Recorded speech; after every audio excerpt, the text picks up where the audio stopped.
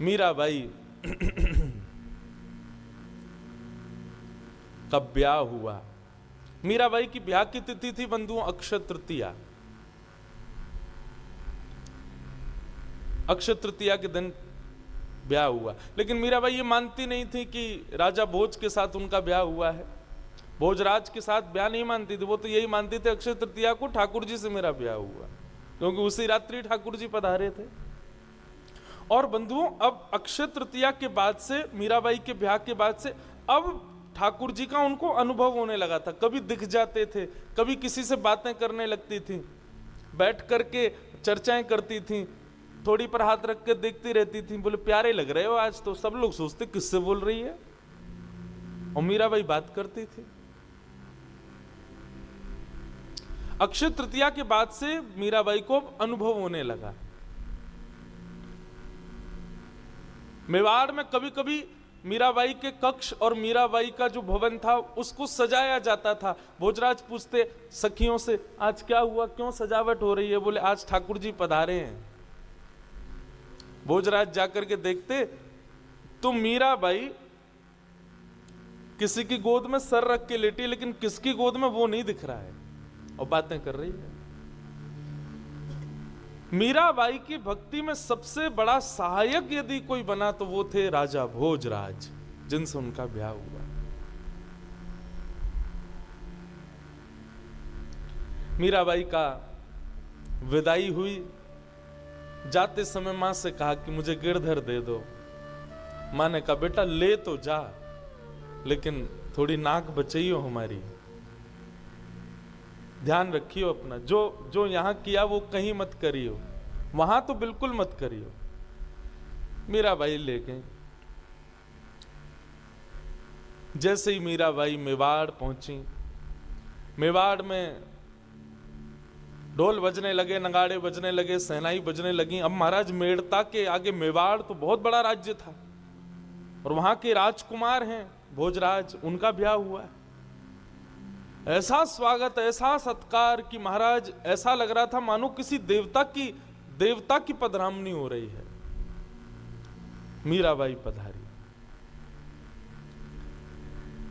मीराबाई जैसे ही रथ से नीचे उतर करके प्रवेश करने लगी, भोजराज की एक बहन है, उसका नाम है उदाबाई। उदाबाई का ब्याह तो हो गया था, लेकिन अब कहीं तो ऐसा भाव कहते हैं कि वो विधवा थी, कहीं ऐसा कहते हैं कि उनके पति रहते नहीं थे साथ में, या जो भी था, सीधी बात कि वो अपने मायके में ही रहती थी उदाबाई। तो उदाबाई द्वार पर अपनी भाभी के स्वागत में खड़ी हैं। आकर के थाल से पहले तो स्वागत के आरती आदि की, आदि सब करके जो भी रीति रिवाज होते हैं सब किए। जैसे ही मीराबाई भीतर प्रवेश करने लगी, उदाबाई ने मार्ग रोक दिया। बोले भाभी साहब पहले नेक दो, आपकी ननद हूं, कुछ नेक दो फिर भीतर जाना। मीराबाई सोचने लगी भी इसको क्या नेक दूं मैं। इधर उधर देखने लगी तो उदाबाई अपने आप ही बोली महंगा वाला हार लूंगी मैं, साधारण नहीं चाहिए। महंगा वाला हार जैसे ही सुना, मीराबाई बोली अच्छा महंगा वाला हार चाहिए, हमारे पास है। मीराबाई की एक झोली थी, झोली में से महाराज तुलसी की कंठी माला निकाल करके दे दी, लो महंगा वाला हार, इससे बढ़िया हार नहीं मिलेगा, गले में पहन लो ननद जी, जीवन भर सुखी रहोगी, प्रसन्न रहोगी। तुलसी जिस अंग का स्पर्श कर लेती है उस पंच भौतिक अधम अंग को भी पवित्र बना देती है। मीराबाई ने तो निकाले और निकाल करके गले में सीधे पहनाने लगी। बोले ननद जी इसको पहन लीजिए, इससे तन पवित्र हो जाता है, भोजन करते हैं तो वह भी शुद्ध हो जाता है, स्नान करते हैं तो इसका स्पर्श करके जल जब पूरे अंग पर जाता है तो ऐसा मानो तुलसी का स्नान, सारे पाप नष्ट हो जाते हैं और विष्णु लोकम सगच्छति, भगवत प्राप्ति हो जाती है। इससे बढ़िया आहार क्या होगा। लो उदाबाई तो वहीं खींच गई। बोले कैसी भाभी आई है हमारी, आते ही भगवत प्राप्ति के लिए गले में फंदा बांध रही है, इससे भगवत प्राप्ति हो जाएगी। खींच गई, चिल्लाने लगी, फेंक दिया मीराबाई के ऊपर ही। बोले मुझे क्या समझती हो तुम, ये लकड़ी का हार पहना रही हो मेरे गले में? अरे मेड़ता से आई हो, मेवाड़ की बन गई हो बहू, अब मेवाड़ों जैसी रहा करो। तुम्हारे यहां पहनते होंगे, हमारे यहां नहीं पहनते इस सब। राजा भोजराज जी ने मीराबाई से कहा कोई बात नहीं, ऐसा ही स्वभाव है इसका, छोड़ो, जाने दो। मीराबाई भीतर पधारी। बंधुओं, भक्त के ना केवल मैंने एक चीज अनुभव की है कि जब हम भक्ति के पथ के अनुगामी बनते हैं ना, तो कई बार हम क्या करते हैं, किसी व्यक्ति की वजह से अपने भक्ति के भाव को छोड़ देते हैं। अच्छा, आपके यहां ऐसा नहीं चलता तो हम नहीं करेंगे, ऐसा नहीं, आपका भक्ति का भाव आप क्यों छोड़ोगे उसको? मीराबाई के आडंबर नहीं है कहीं भी कि इनको प्रिय नहीं लगता, उनको नहीं भाता तो मैं ऐसा नहीं करूं, ऐसा कुछ नहीं था उनके हृदय में।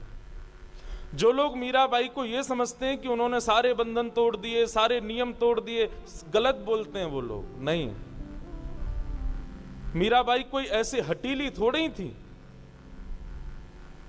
मीराबाई की स्थिति अलग है, मीराबाई का स्वभाव और उनकी मनस्थिति अलग हो चुकी है। हम लोग गलत हैं कि हम उनको अपने संग रखे बैठे हैं, संसार में जबरदस्ती घुसा रहे हैं। मीराबाई गलत नहीं थी। कई लोग, आज के लोग मीराबाई का उदाहरण देके कहते हैं, स्वतंत्रता की बात करते हैं, वो कितनी स्वतंत्र थी, हम भी तो हो सकते हैं। अरे मीराबाई का स्वभाव, व्यवहार, बुद्धि, मनस्थिति सब हम लोगों जैसी नहीं है। हम लोगों जैसा व्यक्ति हमारे बीच रह के उल्टा करे तो वो गलत है, लेकिन मीराबाई हमसे परे हैं, हमसे ऊपर हैं, हम उनके योग्य नहीं हैं। इसलिए हमको लगता है कि उन्होंने सारे बंधन तोड़े, नियम तोड़े, आदि आदि जो भी भाव। नहीं, बाई जी के चरित्र को पढ़ के ये अनुभव हुआ कि उन्होंने कोई बंधन नहीं तोड़ा, कोई नियम नहीं तोड़ा, कोई कुल मर्यादा नहीं तोड़ी। ये समाज, संसार, कुल उनके योग्य था ही नहीं, इसलिए हमको लगा कि उन्होंने तोड़ा। उन्होंने कुछ नहीं तोड़ा, वो तो अपने भाव में रहती थी। मीराबाई गई, बढ़िया भोजराज का सुंदर भवन कक्ष में जैसे ही पहुंची तो सुंदर ठाकुर जी की एक पाटा लगा करके बढ़िया ठाकुर जी को उसके ऊपर विराजमान कर दिया। आते ही सीधे गिरधर लाल जी विराजमान हो गए। मीराबाई ने मन में विचार किया, बड़ी दूर की यात्रा करके आए हैं, थक गए होंगे, ठाकुर जी के लिए उष्ण जल लेकर के आई। आते ही सारे काम, वो नहीं बहुओं वाले कुछ नहीं, आते ही उष्ण जल लेकर के आई, गर्म जल लेकर के आई, ठाकुर जी को स्नान कराने लगी। ठाकुर जी को स्नान करा करके उनको पहुंचने लगी, अपनी सेवा में लग गई। आते उदाबाई फिर आई कमरे में, भाभी साहब तो आराम हो गया होगा, बहुत देर हो गई आए हुए, नीचे सब प्रतीक्षा कर रहे हैं, राजमाता बुला रही हैं, माता जी आपको बुला रही हैं। मीराबाई बोली अभी ठाकुर जी बहुत दूर से चल के आए, अभी स्नान हुआ है, अब स्नान करके अब ठाकुर जी को पोशाक धारण कराऊंगी, फिर भोग बनाऊंगी, बना करके फिर भोग लगाऊंगी, लगा करके फिर ठाकुर जी को पौड़ाऊंगी, तब आऊंगी। उदाबाई बोली आप मेरी मां की आज्ञा की अवहेलना कर रही हो, मेवाड़ की राजमाता की आज्ञा की अवहेलना कर रही हो आप। और ये तुम्हारे संग जो मूर्ति आई है, इसकी ये कौन है, ये क्या है? अरे इसकी बाद में हो जाएगी सेवा, आप अभी अभी आई हैं, कम से कम अपनी सास की इतनी लाज तो रखो, बुला रही हैं तो चलो, आज्ञा मानो। मीराबाई बोली अब ठाकुर जी की सेवा छोड़ करके तो मैं नहीं आ सकती ना, मैं इनको छोड़ करके गई ऐसे खड़े रहेंगे भूखे प्यासे, आप कहीं जाओ आपको कोई भोजन ना दे, भूख प्यास लगे, कैसे रहोगी? बोले मेरी बात अलग है। बोले आपकी बात अलग क्यों है? मेरे ठाकुर जी कोई साधारण तो नहीं है। चैतन्यता को सब जगह परिभाषित करती हैं मीराबाई। उदाबाई ने कहा आपको चलना पड़ेगा। हमारे यहाँ रिवाज है कि ब्याह होकर के जब बहू आती है तो बहू को आते ही सब माताएं लेकर के हमारी कुल देवी पूजने के लिए जाती। आपको चलना पड़ेगा।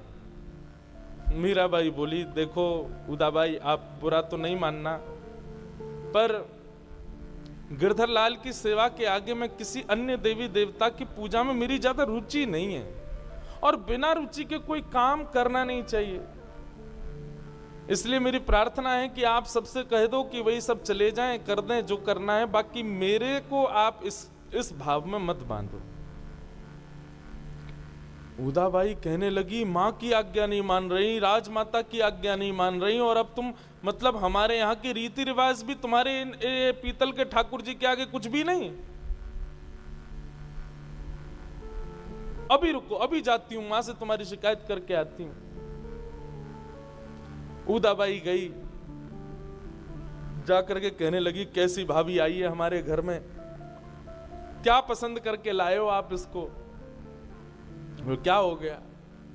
बोलो उसने स्पष्ट मना कर दिया, वो तो आने से इनकार कर रही है, वो तो कह रही है पहले मैं उनकी पूजा वूजा करूंगी, उनकी सेवा करूंगी तब आऊंगी।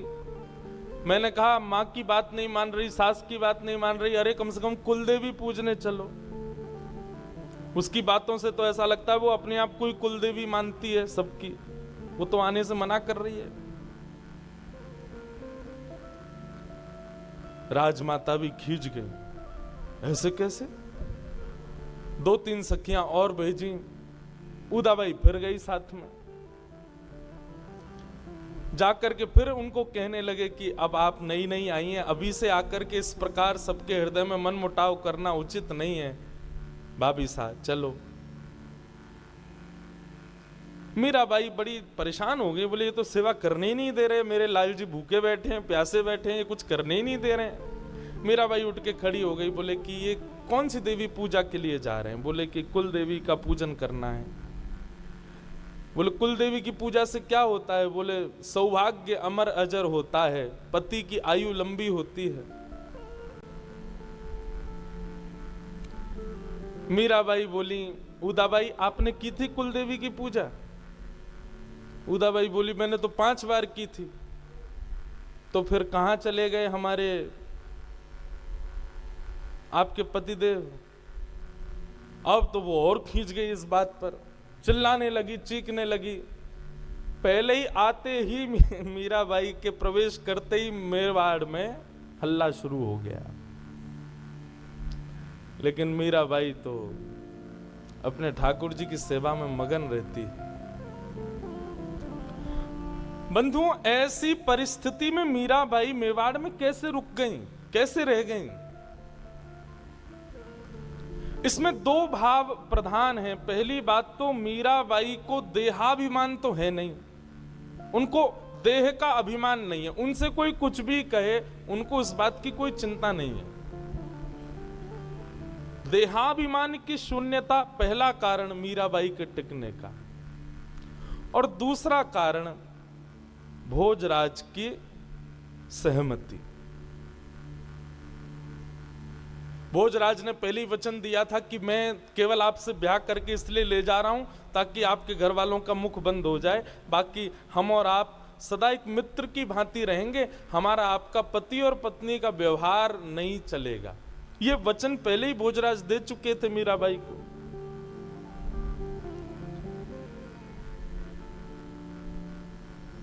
मीराबाई के इन सब भावों से सब दुखी होने लगे। भोजराज कभी मीराबाई पर आकर के कोई आक्रोश नहीं करते थे। एक दिन आकर के बैठे और बैठ करके मीराबाई से वार्तालाप करने लगे।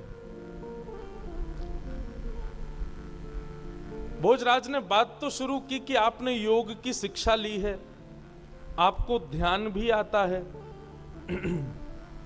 थोड़ा उसके बारे में मुझे बताओ। तो मीराबाई बड़े बड़े प्रवचन सुनाने लगी, भोजराज बैठ के सुनते थे। एक प्रकार से मेवाड़ में मीराबाई को एक श्रोता मिल गया और मीराबाई उन्हीं को चर्चाएं सुनाती थी। पूछते पूछते जब ज्ञान की परिधि भक्ति में पहुंची तो भोजराज ने मीराबाई से पूछ लिया क्या आपने कभी गिरधर लाल को प्रत्यक्ष देखा है? और ये प्रश्न होते ही मीराबाई के नेत्र बंद हो गए और याद आ गई वो तिथि जिस तिथि में ब्याह हुआ मीराबाई का। वर्णन करने लगी, बोले आपके यहां से मेरे लिए 16 श्रृंगार आए थे, उसमें से तो एक वस्तु भी मैंने धारण नहीं की।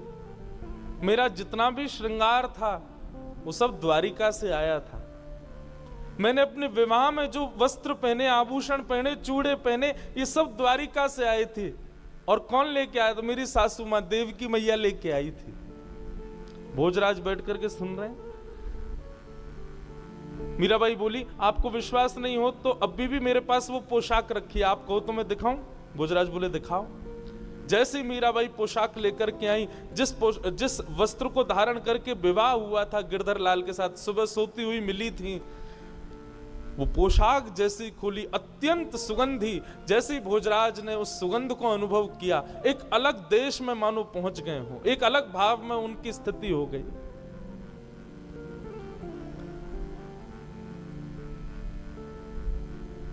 उसमें जड़ी के कार्य, सोने की पट्टियां आदि, वो सब देख कर के भोजराज बोले, मुझे नहीं लगता कि इस विश्व में कोई ऐसी पोशाक बना सकता है। बोले वही तो, मुझे स्वयं अपने हाथों से द्वारिकाधीश ने गले में हार पहनाया। भोजराज बोले मैं देख सकता हूं?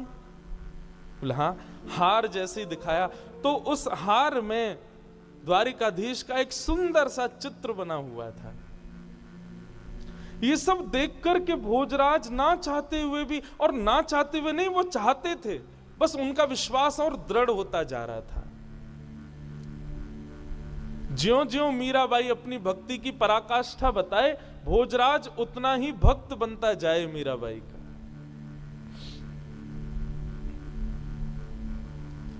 मीराबाई अपना एक एक संस्मरण बता रही, कैसे मेरा हाथ पकड़ा था, कैसे मुझसे फेरे लिए थे, कैसे मेरे मांग में सिंदूर भरा था, कैसे विदाई हो रही थी, कौन रो रहा था, कौन हंस रहा था। और वर्णन करते करते भोजराज ने पूछा, द्वारिकाधीश कैसे दिख रहे थे, जरा वो बताओ ना।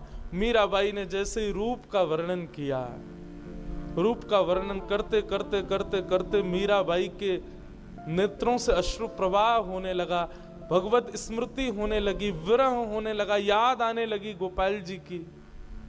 और बोलते बोलते, मेरे कन्हैया, मेरो गिरधर, मेरा गिरधर, मेरा गिरधर करते करते मीराबाई वहीं बेहोश हो गई, मूर्छित हो गई। भोजराज जी के सामने हुई ये घटना पहली बार थी, घबरा गए। मीराबाई के साथ कुछ दासियां मेड़ता से आई थीं। भोजराज दौड़े सीधे बाहर जाकर के उन दासियों को बुलाया। दासियां आई, आकर के मीराबाई को किसी ने उठाया नहीं, जिस अवस्था में जैसी पड़ी हैं, बस चारों तरफ बैठ करके मृदंग करताल लेकर के उन्होंने कीर्तन करना शुरू कर दिया। भोजराज देख करके अपने आप पर विश्वास नहीं कर पा रहे थे, ये हो क्या रहा है। और थोड़ी देर का कीर्तन सुनते सुनते मीराबाई सचेत हो गई और चेतना में आकर के बैठ गए। ये सब दृश्य देख करके भोजराज मीराबाई के चरणों में सर रख करके बैठे। मीराबाई असहज हो गई, भाई साहब उठ के खड़ी होगी, क्या कर रहे हैं आप? बोले मैं आपको मित्र नहीं मान सकता, मैं आपको किसी और रूप में नहीं देख सकता। आप कृपा करने के लिए हमारे जीवन में आई, आप कृपा करने के लिए मेवाड़ की भूमि पर आई। मैं बस आपसे एक ही प्रार्थना करता हूं, एक बार अपना वरद हस्त मेरे सिर पर रख दीजिए।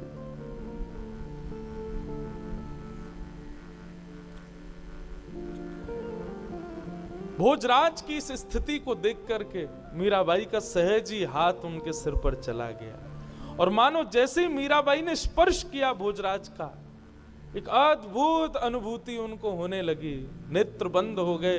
एक वीर योद्धा जिसका भक्ति से दूर दूर तक कोई संपर्क नहीं है, जो केवल देवी पूजा करना, मंदिर में जाकर के केवल आरती आदि करने के बाद अपने अपने युद्ध योद्धाओं की क्रियाओं में लग जाने वाले भोजराज आज मीराबाई का स्पर्श पाते ही अचेत हो गए।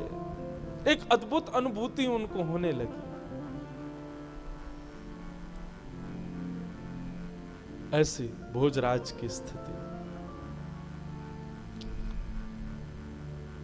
भोजराज बोले, मुझसे आपकी तरह गाना तो आता नहीं है, आपकी तरह नृत्य तो मैं कर नहीं सकता, फिर भी मैं आपसे प्रार्थना करना चाहता हूं कि मुझे भी कुछ बताइए कि मैं कैसे भक्ति में आगे बढ़ूं। हमारे परिवार में दूर दूर तक ऐसा किसी के हृदय में भाव नहीं है।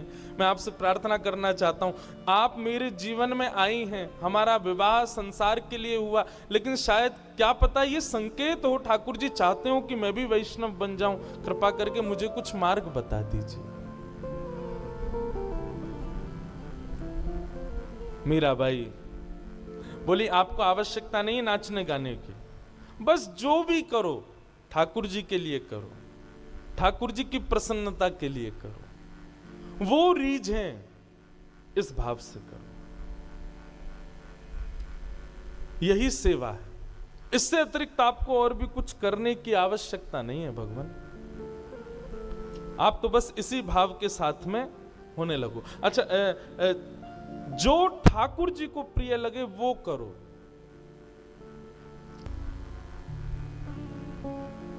बाई साहब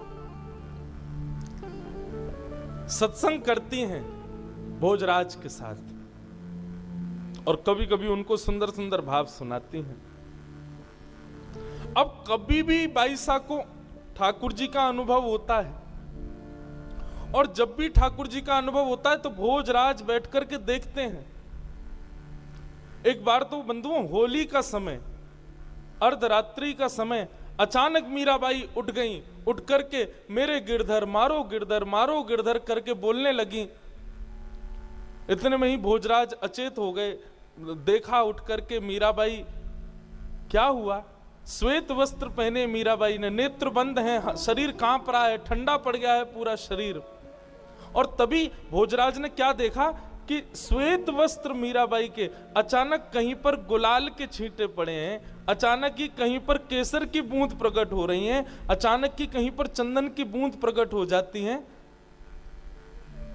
भोजराज ये सब दृश्य देख करके नतमस्तक हो जाते और कभी कभी तो स्वयं को कोसते, मुझे कब अनुभव होगा इनका, मुझे कब अनुभव होंगे ऐसे। ऐसी अनुभूतियां भोजराज को होने लगी और ज्यों ज्यों ये अनुभूतियां बढ़ने लगी त्यों त्यों भोजराज की भक्ति मीराबाई के चरणों में बढ़ने लगी। अब तो वो इसी भाव से मीराबाई के साथ रहने लगे।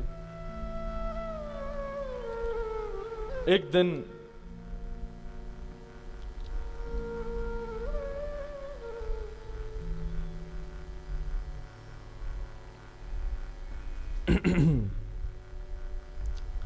मीराबाई मेवाड़ में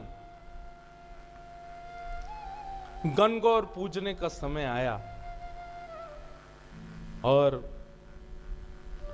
एक रात्रि पहले ही सब घर के लोगों ने, उदाबाई ने, आदि आदि कुछ लोगों ने आकर के पहले ही संकेत कर दिया कि मीराबाई, आप कल आपसे प्रार्थना है कि आप कृपा करके समय पर गणगौर पूजा करने के लिए सब रानियों के साथ में चलना।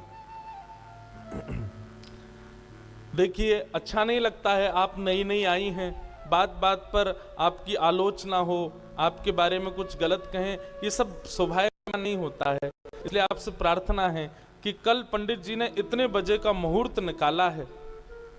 मीराबाई बोली, मुहूर्त कब का है? बोले, सूर्य उदय का मुहूर्त है। अब मीराबाई बोली, देखो मैं करना नहीं चाहती लेकिन जबरदस्ती कुछ ना कुछ। अब देखिए, सूर्य उदय पर ही लाल जी उठते हैं, अब मैं सूर्य उदय पर कैसे आऊं, लाल जी को उठाऊं क्यों, आपके साथ में पूजा करने जाऊं? सखियों ने कहा, देखो लाल जी की बाद में सेवा हो जाएगी, लाल जी बाद में उठ जाएंगे, आप देख लो ना, एक दिन गणगौर की पूजा करने चलो। मीराबाई रात भर सोचने लगी, क्या करूं क्या करूं क्या करूं।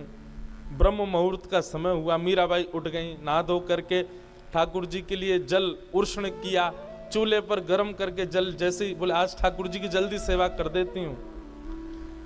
जैसे ही उष्ण जल लेकर के ठाकुर जी को उठाने के लिए पद गाना प्रारंभ कर ही रही थी कि पद प्रारंभ करते ही मीराबाई के मन में आया, रात भर तो ये उधम मचाते हैं, रात भर तो ये हमारे संग में बातें करते हैं, रात में इतनी देरी से सोए हैं, थक गए होंगे, हार गए होंगे, और मैं भी कितनी कितनी कितनी दूषित भाव वाली हूं। मैं ये भी विचार नहीं कर रही हूं कि इनको भी नींद आ रही होगी, रात में देरी से सोए हो, मैं इनको उठा दूंगी। और गाते गाते मीराबाई रुक गई, रुक करके बोली नहीं, अभी थोड़ी देर पहले ही तो सोए, अभी कैसे उठा दूं।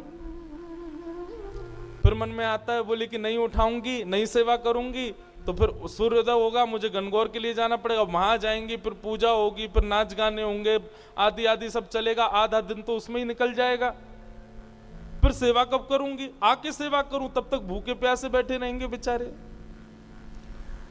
अब मीराबाई संकट में पड़ गई, क्या करूं, जाऊं नहीं जाऊं, सेवा करूं नहीं करूं।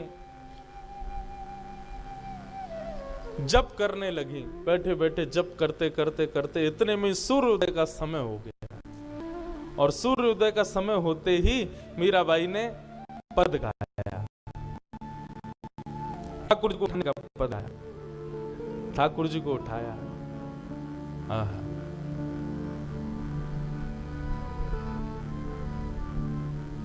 उठाने का पद गाया। मोहन जागिए बलि जई है, लाला जाग रे बलि जई,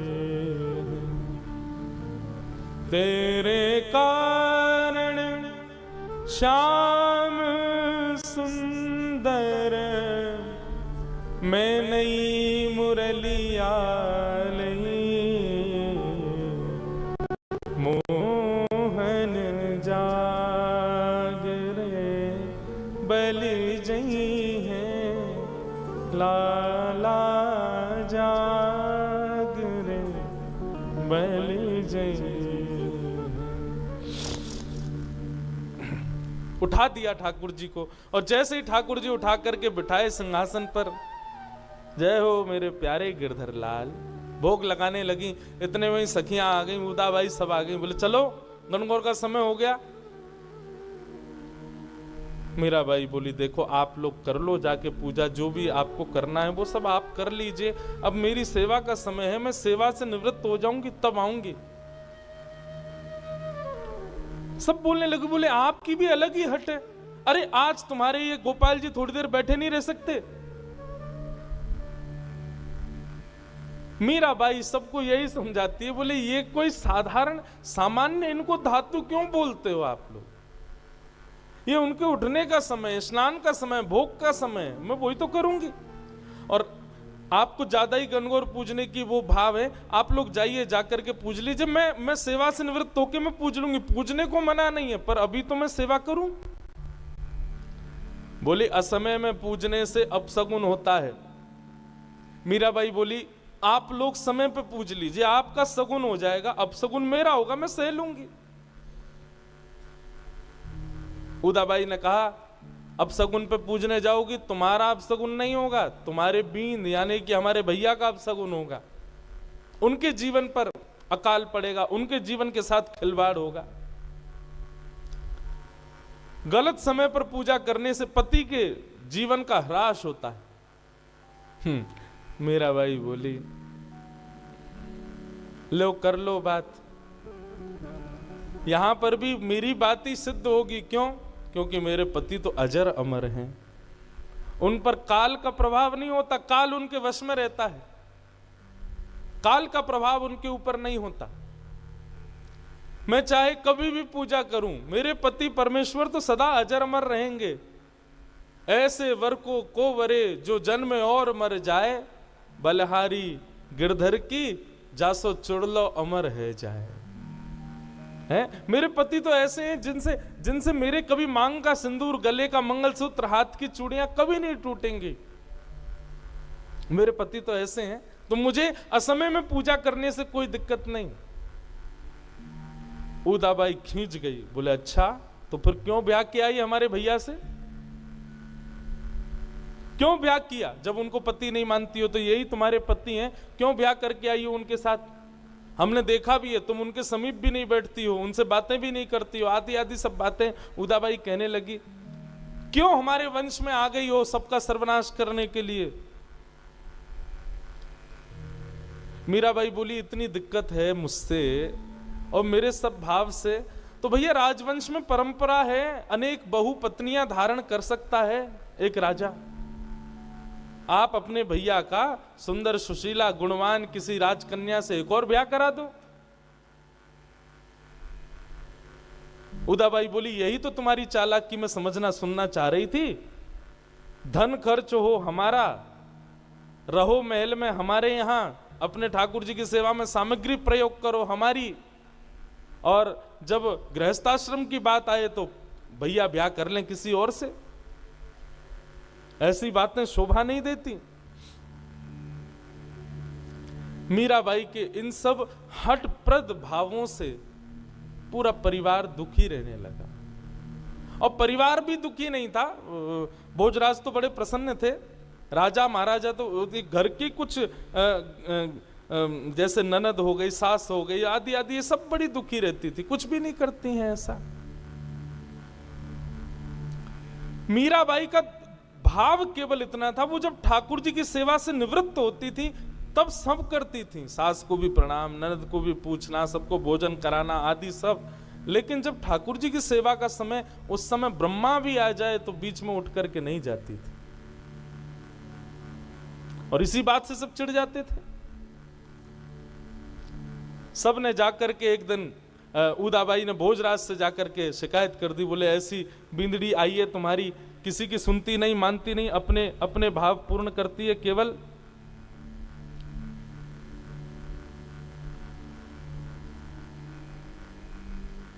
भोजराज ने अपनी बहन को ही समझाया, बोले बहन हम लोग राजा आदमी हैं, हम लोगों को लड़ाई करना, झगड़ा करना, धन अर्जित करना, रत्न बनाना, इन्हीं से ही फुर्सत नहीं है। भक्त लोगों की भाषा हमको समझ में नहीं आएगी। मीरा भक्त है, वैष्णव है, उसके भक्ति भाव में उसको लगे रहने दो, हमारे तुम्हारे विषय से परे है उसके भाव। इसलिए बहन मैं भी कहूंगा कि तुम भी ज्यादा मत पड़ा करो, उसको करने दिया करो जो उसका भाव हो। उदाबाई बोली खुद हमारे पति की भी बुद्धि पर कुछ टोना कर दिया इसने, हमारे भैया की बुद्धि पर भी कुछ टोना कर दिया, वे भी कुछ नहीं समझ रहे बात को।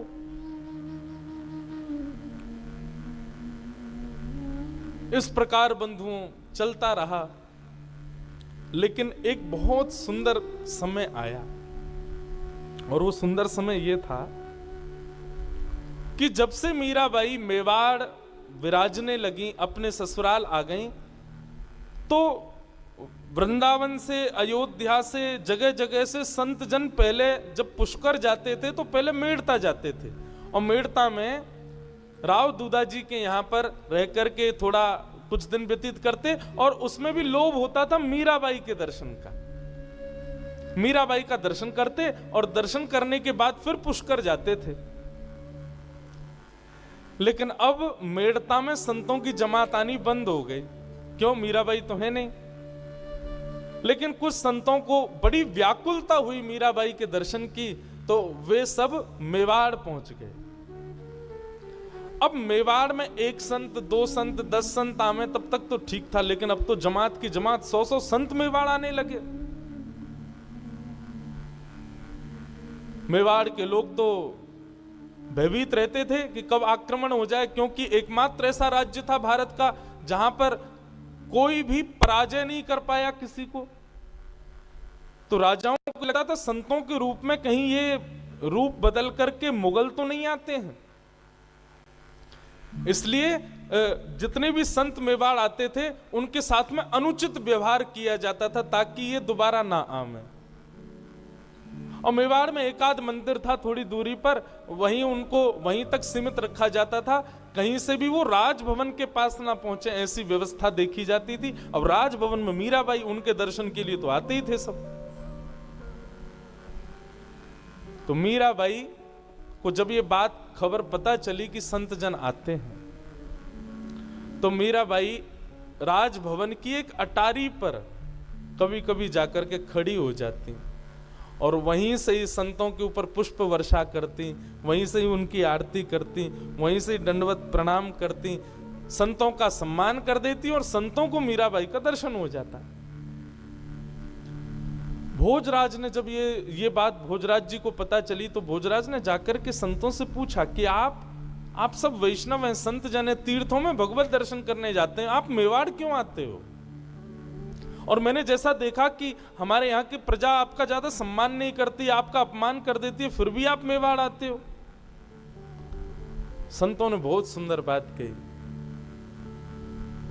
बोले कि राजा भोज, हम वैष्णव संत जन पहले मेड़ता जाया करते थे, वहां तो मीराबाई का सहज दर्शन होता था।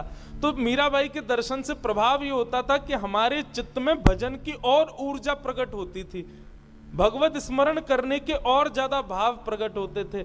लेकिन जब से मेड़ता से मीराबाई चली गई, हमारे हृदय में कभी कभी भावना होती है कि हम अपने भजन को और थोड़ा दीर्घ करें। मेड़ता जाते हैं तो वहां मीराबाई मिलती नहीं, इसलिए हम लोग मेवाड़ आते हैं ताकि यहां आकर के मीराबाई का दर्शन करें, और दर्शन करते हमारा भजन बढ़े। संतों का भजन बढ़ता था मीराबाई का दर्शन करके। भोजराज जी ने यह भाव जाकर के राजा कुंभा को बताई, भोजराज जी के पिताजी। और कुंभा जी ने जब ये बात सुनी, तो भोजराज जी और कुंभा जी दोनों के भाव से मेवाड़ में एक मंदिर बनाया गया, राजभवन से थोड़ी दूरी पर। और मंदिर बना करके संतों के लिए विशेष उपस्थिति वहां हो, संतों की व्यवस्था हो, संतों का आगमन होता रहे, ऐसा भाव वहां पर व्यवस्थित किया। अब तो मेवाड़ में भी सत्संग शुरू हो गए, मेवाड़ में भी संतों का आना शुरू, कथाएं प्रवचन होना शुरू हो गया। लेकिन संत जन तो प्रतीक्षा करते थे कि मीराबाई आवे, उनके दर्शन हो। अब मेवाड़ में तो राजकन्या बाहर नहीं जाती, राजा की पत्नी बाहर नहीं जाती, तो भोजराज जी ने उसकी भी व्यवस्था की कि सुबह शाम थोड़ी थोड़ी देर के लिए मीराबाई वहां जाने लगी, तो संतों को भी दर्शन होने लगे। तो जो भोजराज जी की पहले से मनस्थिति थी कि मेवाड़ में संतों का आगमन हो, मेवाड़ भी भक्तिमय भूमि बने, वो अब बनने लगी थी। एक मंदिर का निर्माण हो चुका था। मीराबाई समय समय पर वहां जाती और जाकर के संतों के बीच में आनंद करती थी। इस प्रकार सब चल ही रहा था कि तीज का दिन आया, और तीज के दिन सब लोग अपने अपनी व्यवस्थाओं अनुसार जैसा उत्सव मनाना चाहिए सब लोग कर रहे थे। मीराबाई अपने ठाकुर जी की सेवा कर रही थी, और सेवा करते करते करते करते ठाकुर जी प्रत्यक्ष प्रकट हो गए मीराबाई के सामने। जैसे ही प्रत्यक्ष प्रकट हुए, अब तो आते ही थे ठाकुर जी, कभी कभी अनुभव किया कराया करते थे, परंतु विवाह के पश्चात आज ठाकुर जी का आगमन जब हुआ, मीराबाई तो व्याकुल हो गई, नाचने लगी, गाने लगी, सखियों से कहने लगी मंगल वाद्य बजाओ, आनंद करो सब लोग। सब जगह आनंद की लहर मीराबाई के पूरे भवन में होने लगी।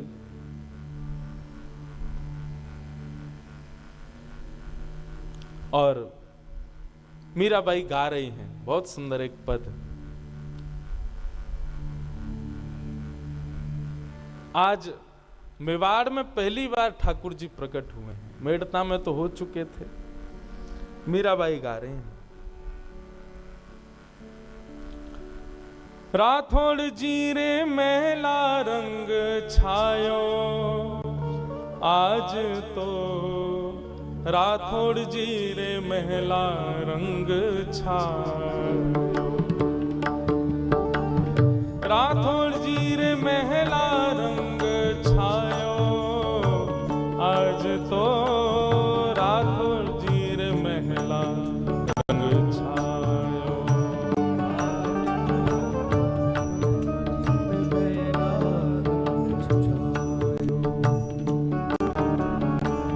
आज तो मेड़ तेरी जीरे महला रंग छायो, आज तो राठौड़ जीरे महला रंग छायो, आज तो मेड़ तेरी जीरे महला रंग छायो, आज तो राठौड़ जीरे महला रंग छायो।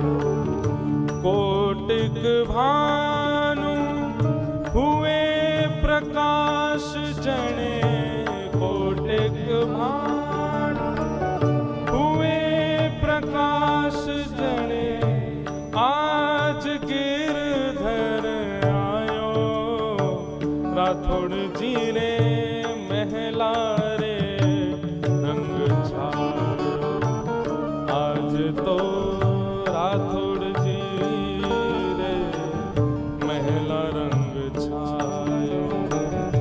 सुर नर मुनि जन ध्यान धरत हैं, सुर नर मुनि जन ध्यान धरत हैं, वेद पुराणन गायो,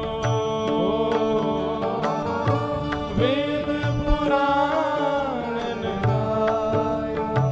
हे मीरा के प्रभु गिरधर नागर, मीरा के प्रभु गिरधर नागर, घर बैठा पिय पायो, घर बैठा पिय पायो, आज तो राठौड़ जी रे महला रंग छायो, आज तो राठौड़ जी रे महला रंग छायो। हाँ, घर बैठे पिया पायो, आज तो राठौड़ जी ने महला रंग छायो, आज तो राठौड़ जी ने महला। मीराबाई बड़ी प्रसन्न है। आज मेवाड़ में ठाकुर जी पधारे हैं, राठौड़ जी के घर ठाकुर जी पधारे हैं।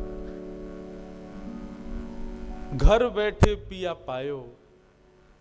मीराबाई नाच रही हैं, गा रही हैं, बार बार हृदय से लगा रही हैं। बात पहुंची भोजराज के कानों में, दौड़ करके आए तो देखा एक आज अद्भुती छटा है पूरे महल की। बार बार भोजराज जी के हृदय में एक ही वेदना रहती है कि मुझे अनुभव कब होगा। मीराबाई की स्थिति देख करके भोजराज जी बार बार प्रणतिपात करते हैं, बार बार चरणों में प्रणाम करते हैं। बंधुओं, एक दिन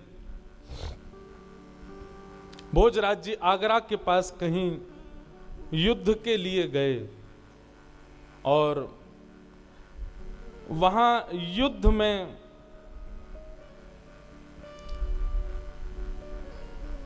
बहुत गहरी चोट लगने की वजह से भोजराज जी जख्मी हो गए। जब उनको लाया गया वापस मेवाड़, वैद्यों ने चिकित्सा की, खूब औषधियां प्रदान की, लेकिन वैद्य जान गए थे कि विषैला बाण लगा है, जिसकी वजह से अब भोजराज जी शायद बहुत लंबे समय तक जीवित नहीं रह पाएंगे। भोजराज जी को चोट लगी, लेकिन ताने सब कसने लगे मीराबाई पे। बोले इसी की वजह से ही हुआ है। देवी पूजा करने से इनकार कर दिया, गणगौर पूजा करने से इनकार कर दिया, ये कर दिया, वो कर दिया, आदि आदि सब बातें कहने लगे। परंतु भोजराज जी जानते हैं कि मीराबाई का ऐसा कोई भाव नहीं है। आज भोजराज जी अपने पूरे तन पर औषधियों का लेप लगाए शयन कक्ष में पौड़े हैं। मीराबाई आकर के समीप बैठी हैं। बंधु, आज तक भोजराज जी ने स्पर्श तक नहीं किया मीराबाई का। मीराबाई आकर के समीप बैठी, घावों को देखने लगी। भोजराज जी बोले आप इस समय अपने लाल जी की सेवा में ही रहें। अच्छा, मीराबाई सेवा फिर भी समय से ही कर रही थी। भोजराज जी यहाँ पर पीड़ित पड़े, उससे भी कोई ऐसा नहीं कि वो सेवा में गई हूं, अब भी अपनी सेवा में ही लगी हुई हैं। परंतु आज समय जान करके भोजराज जी के पास आई और आकर के उनके घावों को देखने लगी। बोले मेरे गिरधर लाल सब मंगल करेंगे, आप चिंता मत करना। बंधुओं, भोजराज जी को देखते देखते नेत्रों में आंसू आने लगे। मीराबाई बोली आप रुदन क्यों कर रही हो? तो भोजराज जी बोले मैं बस आपसे एक प्रार्थना करना चाहता हूं। बोले बताइए। अब मेरे जीवन के ज्यादा दिन शेष नहीं बचे हैं, आपका और मेरा संग भी अब कुछ ही दिनों का कह लूं या कुछ क्षणों का, कभी भी मेरे प्राण निकल सकते हैं। मीराबाई बोली ऐसा मत कहिए, आप मेरे सखा हैं। बोले सखत्व तो पहले ही खत्म हो चुका, आप मेरी गुरु हूं, मैं आपका शिष्य हूं, परंतु मैं अपने शिष्यत्व का निर्वहन नहीं कर पाया। अपने जीवन में गुरु की आज्ञा की कोई भी भाव का मैं पालन नहीं कर पाया हूं। पर मैं आपसे एक बात कहना चाहता हूं, मेरे जीवन के कुछ समय शेष रह गए, मुझ पर कृपा कीजिए। मीराबाई बोली आज्ञा करें, आप क्या चाहते हैं? भोजराज जी के नेत्रों से आंसू गिरने लगे और कहने लगे मुझे गिरधर का साक्षात दर्शन कब होगा? मुझे उनका साक्षात दर्शन कब होगा? अगर मुझे दर्शन नहीं हुआ और मैंने प्राण त्याग दिए तो मुझे लगेगा कि मैंने आपसे विवाह क्यों किया, क्यों लेके आया आपको मेड़ता से मेवाड़। मेरा आपका विवाह इस शर्त पर हुआ था कि सबके मुंह बंद हो जाएंगे, सब जो आपके पीछे पड़े हैं, और आपके पक्ष में तो ऐसा हो जाएगा कि सब कहना बंद कर देंगे, और मेरे पक्ष में ऐसा होगा कि मेवाड़ में भक्ति प्रकट होगी, मेवाड़ में संतों का आगमन होगा। भक्ति प्रकट हो गई, संतों का आगमन भी हो गया, लेकिन मुझे भगवत दर्शन नहीं हुआ। मीराबाई आप बुरा नहीं मानिएगा, पर जब रात में आपकी स्थिति देखता हूं ना, मैं मुझे कभी कभी ईर्ष्या होती है आपसे कि कृपा मुझ पर क्यों नहीं होती। होली के दिन जब आपके श्वेत वस्त्रों को मैंने रंग में अपने आप प्रकट होते हुए देखा, मुझे लगा मेरे ऊपर यह कृपा कब होगी, मैं तो इसके सदा अयोग्य हूं। बंधुओं, इस प्रसंग को जब मैं पढ़ रहा था तो मेरे मन में भाव आया कि एक योद्धा बोल रहा है ये बातें, और योद्धा भी कैसी स्थिति में? जख्मी स्थिति में है। उसके अपने जख्म का कोई पीड़ा नहीं है, उसको कहीं से हार के आया हूं ऐसा भाव नहीं है। उसको तब भी यही चिंता है कि मुझे भगवत दर्शन नहीं हुआ। यही है भक्त के संग का प्रभाव। उसकी एक ही चिंता है कि मुझे ठाकुर जी क्यों नहीं मिले। और मीराबाई के सामने हाथ जोड़ करके भोजराज रोने लगे। मैं आपसे प्रार्थना करता हूं, अपने लाल जी को बोलो ना, मुझे एक बार मृत्यु से पहले मुझे दर्शन कराए। और बंधुओं, भोजराज मीराबाई को देख रहे थे। मीराबाई शांत भाव में, कोई प्रसन्नता नहीं है चेहरे पर, भोजराज को अपलक नेत्रों से देख रही हैं। और देखते ही देखते मीराबाई के मुखमंडल पर एक अद्भुत प्रसन्नता हुई, और अद्भुत प्रसन्नता प्रकट होते ही मीराबाई के रूप मानो अनंत चंद्रमा मुख पर प्रकट हो गया हो। और प्रकट होते ही क्या देखा कि मीराबाई नहीं है, त्रिभंग ललित श्याम सुंदर सामने खड़े हुए। मीराबाई के स्थान पर स्वयं ठाकुर जी बैठे हुए। भोजराज के सिर पर हाथ फेरते हुए कहा, राजा भोज क्यों परेशान होता है? तू मीरा के साथ थोड़ी रहता है, तू मीरा के पास थोड़ी बैठता है, तू मीरा को प्रणाम थोड़ी करता है, तू मीरा को थोड़ी देखता है, तू मीरा के रूप में मेरा ही दर्शन करता है। मैं मेवाड़ आया ही मीरा के रूप में तुझ पर कृपा करने के लिए था। और ये दर्शन करके भोजराज का हाथ कंपित होने लगा।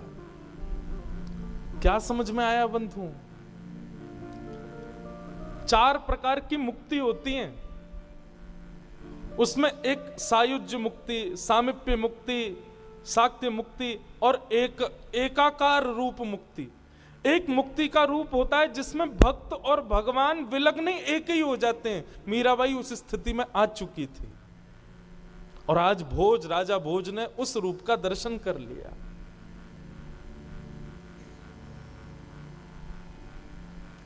कटाक्ष नेत्र, सुंदर नासिका, अधर बिंब, जैसा मीराबाई वर्णन करती थी, गिरधरलाल ऐसे हैं, ऐसे हैं, ऐसे हैं, वो सारा दर्शन मीराबाई के रूप में भोज को होने लगा।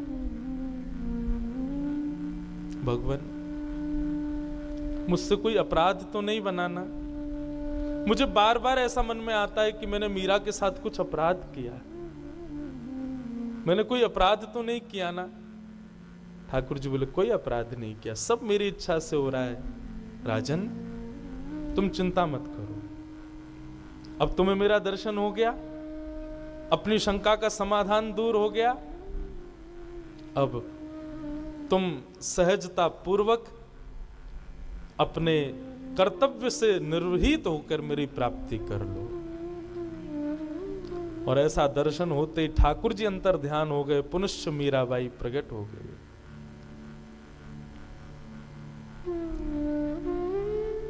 मीराबाई को नहीं पता था क्या हुआ। बोले, आप रो क्यों रहे हैं? आप ऐसे प्रसन्न मुद्रा में क्यों हैं? क्या हुआ? कुछ हुआ क्या? भोज बोले, नहीं नहीं, कुछ नहीं हुआ देवी। रोंगटे खड़े हो रहे हैं, पीड़ा दूर हो गई है, अब तो दर्शन हो गया भगवत, अब तो प्रतीक्षा चल रही है।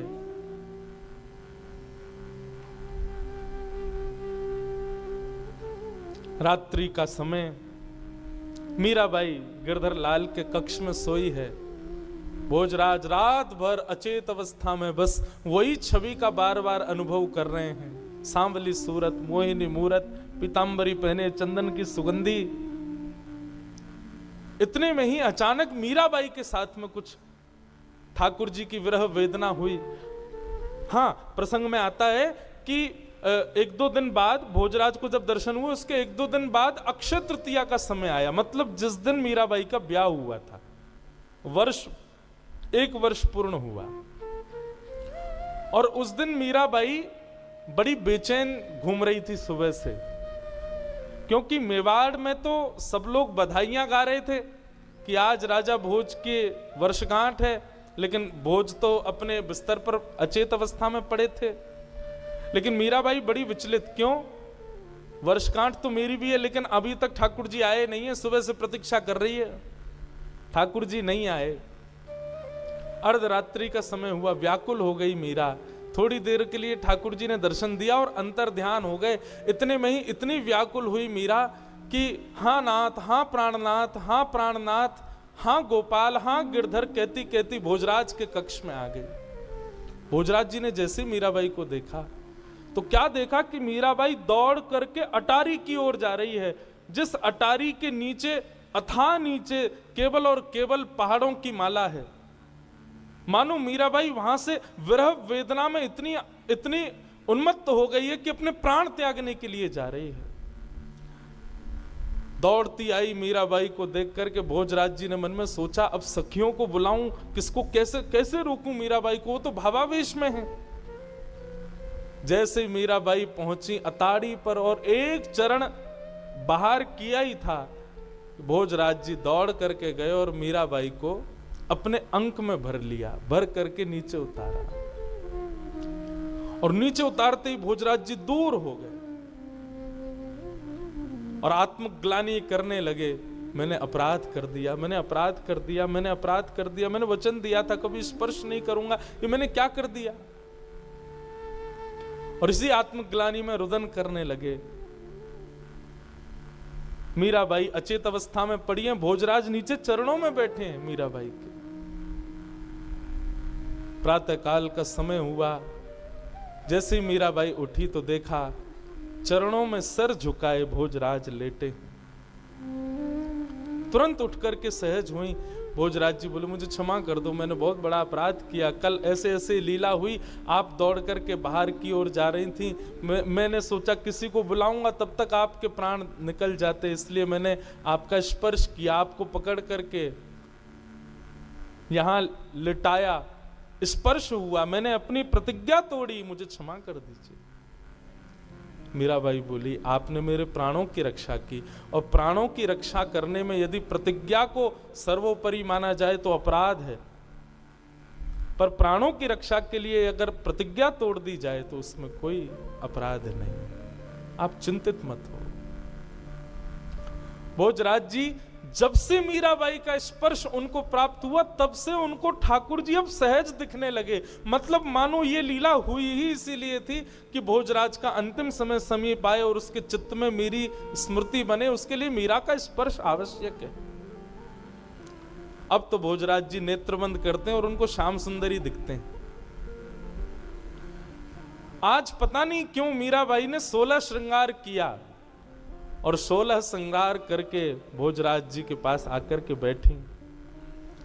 भोजराज जी मीराबाई को देखने लगे, कभी तो मीरा दिखें, कभी श्याम सुंदर दिखें, मीरा दिखें, श्याम सुंदर दिखें, और दिखते देखते देखते भोजराज जी ने हाथ जोड़ लिए, मीरा गोपाल, मीरा गोपाल, मीरा गोपाल, मीरा गोपाल, मीरा गोपाल, मीरा गोपाल की धुन गाते गाते, कीर्तन करते करते भोजराज जी के प्राण निकल गए। पूरे मेवाड़ में मानो जैसे पहाड़ टूट पड़ा हो संकट का।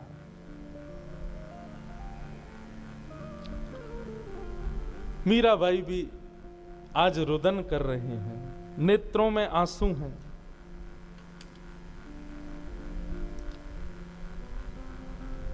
क्यों?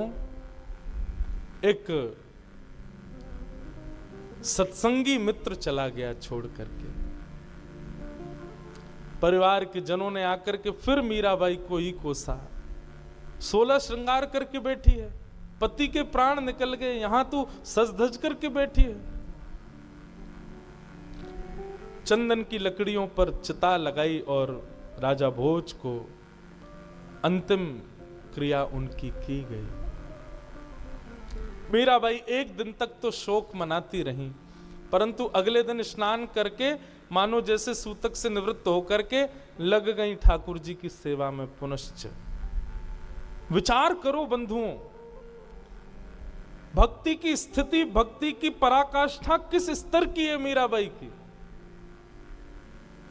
हमारे साथ में एक अनुचित क्रिया हो तो हम अपने भाव और अपने नियम और अपनी जो रोज की हमारी दिनचर्या है उसमें कटौती करने लगते हैं, और संभव भी नहीं कि हम उस समय कर पाए निर्वहन उस भाव का। पर मीराबाई ऐसे ही नहीं गिरधर गोपाल मिल गए उनको।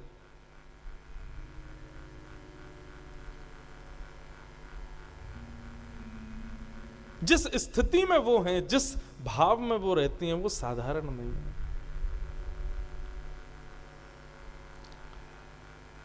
दूसरे दिन से ही मीराबाई तो अपने सहज सेवा में लग गई ठाकुर जी की में, और अब महाराज कुंभा भी चल बसे थे, तो मेवाड़ की राज्य गद्दी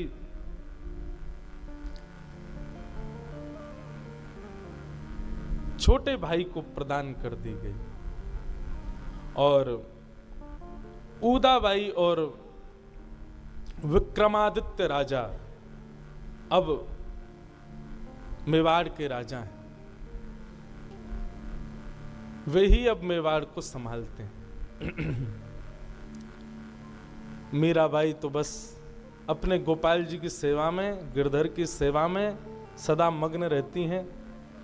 जब से विक्रमादित्य राजा बने मेवाड़ के, मीराबाई के जाकर के उन्होंने कई सारी प्रतिबंध लगा दिए कि अब आपका मंदिर जाना बंद, वहां नाचना गाना बंद। हमारे पहले भाई को ले गई, हमारे पिताजी भी चले गए, हमारे पूरे कुल खानदान को आपने सर्वनाश कर दिया। आपको जो करना है महल के भीतर रह करके करिए, अब आप बाहर आना जाना बंद कर दीजिए। मीराबाई बोली मुझे रोक लो, मेरे ठाकुर जी को थोड़ी रोक पाओगे, ठाकुर जी तो खूब आएंगे खूब जाएंगे, वे तो खूब कृपा करेंगे, मुझे कोई आवश्यकता नहीं बाहर जाने की, मेरे तो ठाकुर जी भीतर ही आ जाएंगे। और मीराबाई लगी अपने ठाकुर जी की सेवा। ज्यों ज्यों संकट बढ़ते जा रहे हैं त्यों त्यों मीराबाई की भक्ति और पुष्ट होती जा रही है।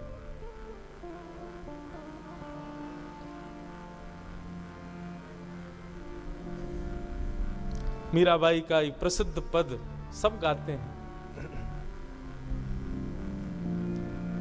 मेरे तो गिरधर गोपाल। कोई आकर के कहता, हे मीराबाई, आपको कभी स्मृति नहीं होती भोजराज की? अच्छा, इस बीच में बंधुओं एक बात और हुई कि मीराबाई की जन्मदात्री मां के भी प्राण निकल गए। मीराबाई ने उस दिन भी केवल जन्मदात्री मां को याद किया, खूब रोई, लाल जी से बोली मेरी मैया को सदगति देना, मेरे सुख के लिए बहुत विचार करती थी, मैं खुश रहूं, मैं प्रसन्न रहूं, ऐसा भाव करती थी। और तो और मुझे मेरे बींद से मिलाने वाली मेरी मैया ही तो थी, पहली बार उन्होंने ही तो बताया था कि तुम मेरे पति हो, इसलिए मेरी मां पर कृपा करना। ये सब स्थितियां देख करके कोई सामान्य व्यक्ति पागल ही समझता था मीराबाई को। वो कहते तुमको अपनी मां की याद नहीं आती, अपने पति के बारे में कभी चिंतन नहीं होता, ये सब बातें तुम्हारे हृदय में क्यों नहीं आती, तुम किसको अपना मानती हो? मेरे तो गिरधर गोपाल, मेरे तो गिरधर गोपाल, मेरे तो गिरधर गोपाल, मेरे तो गिरधर गोपाल, दूसरो न कोई, दूसरो न कोई, मेरे तो गिरधर गोपाल, दूसरो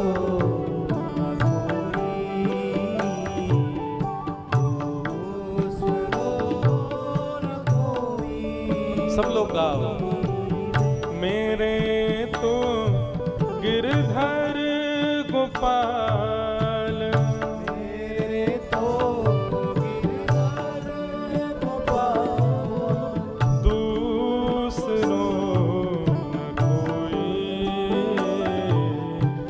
दूसरो न कोई, मेरे तो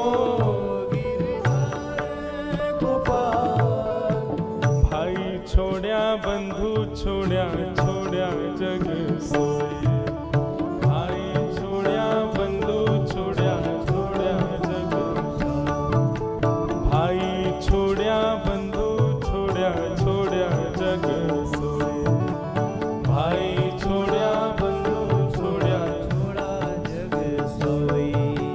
साधुअन संग बैठ बैठ, साधुअन संग बैठ बैठ, साधुअन संग बैठ बैठ, साधुअन संग बैठ बैठ, लोक लाज खोई रे, मेरे तो गिरधर गोपाल, मेरे तो गिरधर गोपाल, मेरे तो गिरधर गोपाल, मेरे तो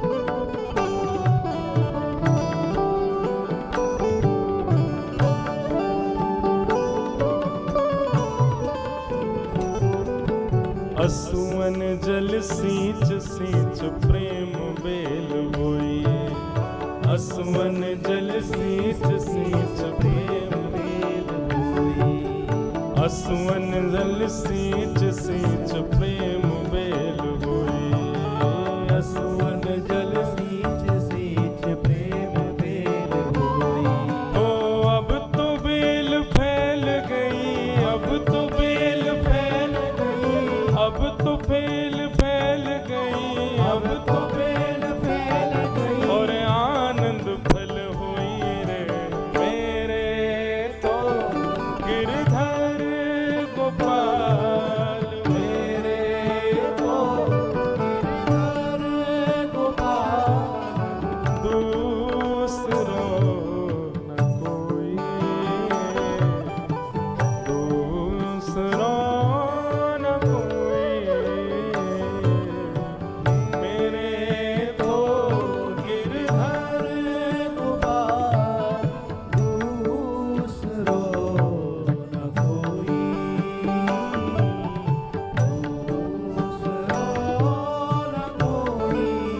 ओ भगत देख राजी हुई, जगत देख रोई, भगत देख राजी हुई, जगत देख रोई, हाँ भगत देख राजी हुई, जगत देख रोई, भगत देख राजी हुई, जगत देख रोई। हे दासी मीरा लाल गिरधर, दासी मीरा लाल गिरधर, दासी मीरा लाल गिरधर, दासी मीरा लाल गिरधर, तारो अब मोहे रे मेरे तो गिरधर गोपाल, मेरे तो गिरधर गोपाल, मेरे तो गिरधर गोपाल, मेरे तो गिरधर गोपाल, दूसरो न कोई, दूसरो न कोई, मेरे तो गिरधर गोपाल, दूसरो न कोई, दूसरो न कोई। ओ मेरे तो गिरधर गोपाल, मेरे तो गिरधर गोपाल, हाँ मेरे तो गिरधर गोपाल, मेरे तो गिरधर गोपाल, हे गिरधर गोपाल, गिरधर गोपाल, हाँ गिरधर गोपाल, गिरधर गोपाल, ओ गिरधर गोपाल।